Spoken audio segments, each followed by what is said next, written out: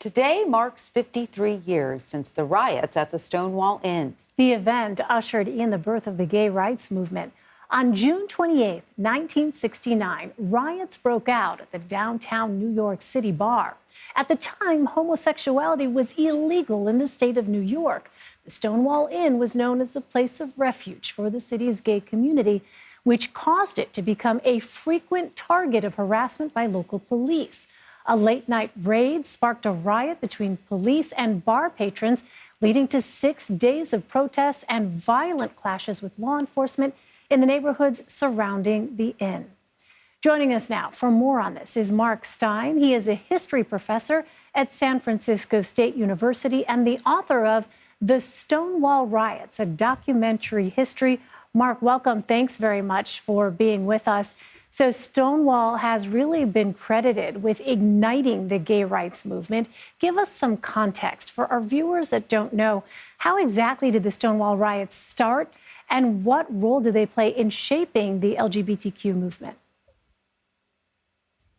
Well, the police regularly raided gay bars in many cities, many towns, many counties across the United States, and that was certainly true in New York City. The Stonewall Inn was mafia-owned, and there was a corrupt system whereby the mafia owners and managers and bartenders would pay off the local police in order to avoid raids. Something broke down. We're not exactly sure what, but the police started raiding the Stonewall, and actually the 28th of June was not the first time the police raided the Stonewall, but on that particular night, in the very early morning hours of June 28th, the police initiated this raid, and in the end, what ensued a week-long series of protests, demonstrations, rioting in the streets of Greenwich Village in New York City. And so what would you say are the LGBTQ movement's most important priorities currently? I mean, taking all of that into present day. Well, in some respects, the priorities have changed, and in other respects, they haven't changed. So certainly, we now have the decriminalization of sodomy in all 50 states. That's newly under threat because of the recent Supreme Court decisions. But there's kind of we have a wait and see attitude about how that's going to play out. Same-sex marriage was envisioned and imagined by early LGBT activists, but I don't think anyone really could foresee that it would develop the way that it has in the last 10 or 20 years, where the Supreme Court, again, this may change, but at least for now, has recognized a national right to same-sex marriage, equal right to straight marriage. So a lot has changed. But the priorities today, again, they're different and they're the same.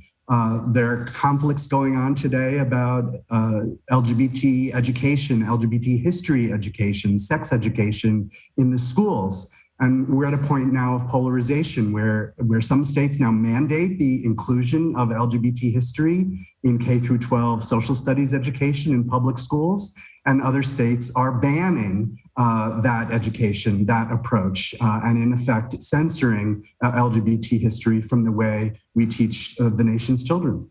So given all of that, Marc, on balance, where would you say the sort of movement stands right now, given what you just talked about, the recent Supreme Court rulings?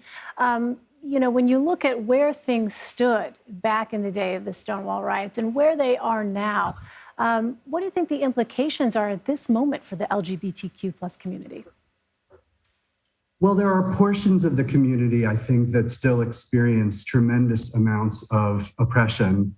So that would include trans people, that would include people of color who are vulnerable to distinct forms of police persecution by governments, and immigrants, certainly prisoners. There's an incredible amount of sexual violence against LGBT prisoners in the United States. So there are portions of the community, I think, that remain exceptionally vulnerable and in some respects perhaps are even more vulnerable today than they were 53 years ago. Yes, there is still so much, that facing this community, so much to contend with. Marc Stein, thank you so much for joining us. We appreciate it. Thank you.